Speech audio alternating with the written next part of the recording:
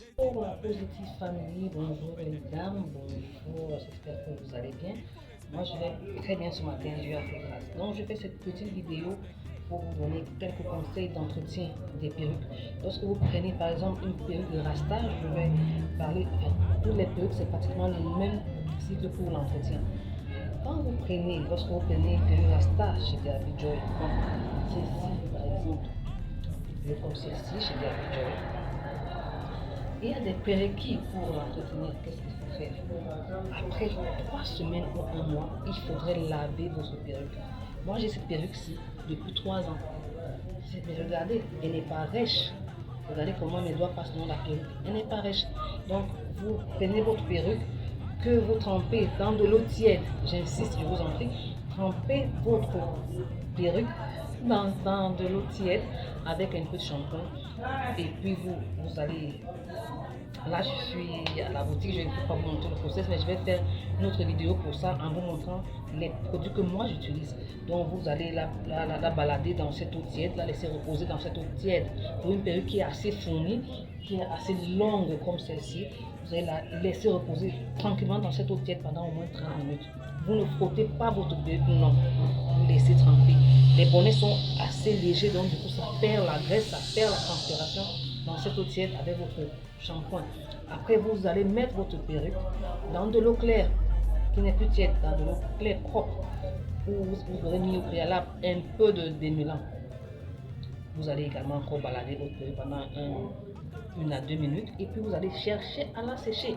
L'erreur que je faisais et que nous faisons souvent toutes ces deux fois, c'est d'aller pincer nos perruques directement au soleil. Non, ça c'est pas bon parce que lorsque la mèche est mouillée et qu'on va la mettre au soleil, elle perd de son éclat et elle perd de sa flexibilité. Elle n'est plus aussi légère et douce au toucher. Elle devient rêche. Donc il ne faut pas sécher votre perruque au soleil. Non. Cherchez un endroit où moi, je fais souvent la toiture déborde. Donc, je pince ma perruque au niveau là où la toiture déborde. Je la laisse là à peu près 1 heure à 2 heures pour qu'elle perde de l'excédent d'eau. Mais, erreur, je vous ai pas dit tout à l'heure, il faut essorer votre perruque après l'avoir déjeuner comme ça dans votre eau claire avec du démêlant. Vous allez l'essorer avec une serviette propre, très bien.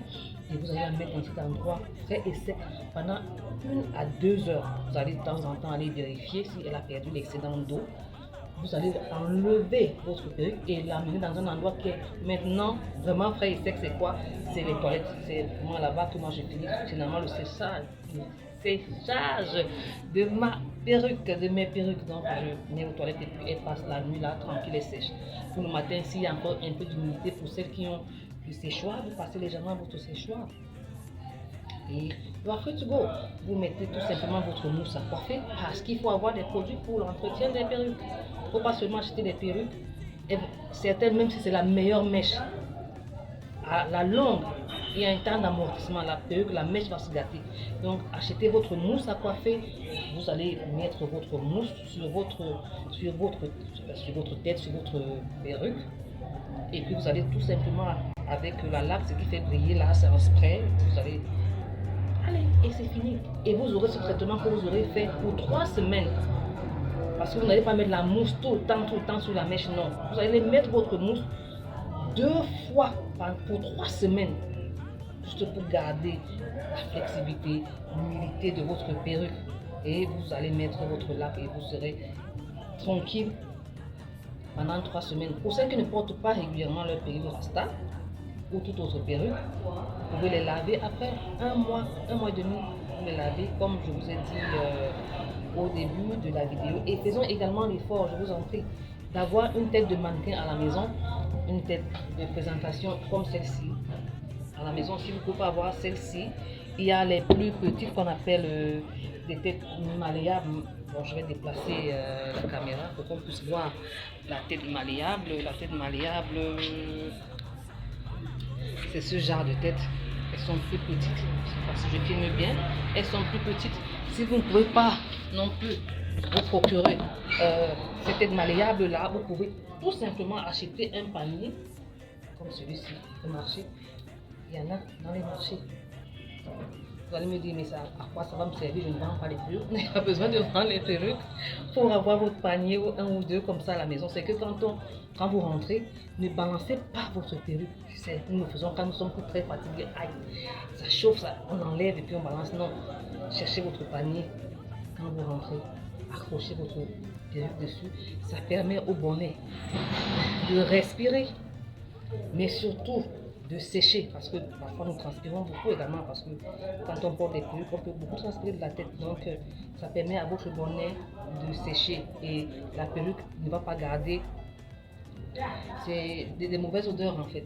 Donc faisons l'effort, n'est-ce pas, d'appliquer ces petites mesures, hein, je partage avec vous le peu que je sais par rapport à l'entretien des perruques. Donc faisons l'effort d'avoir les paniers, les têtes de mannequin de présentation ou les petites têtes de mariage que j'ai montré tout à l'heure pour accrocher nos perruques. Et puis ça va nous permettre également d'apprendre à coiffer nos perruques, parce que beaucoup d'entre nous portent des perruques mais nous ne savons même pas les coiffer.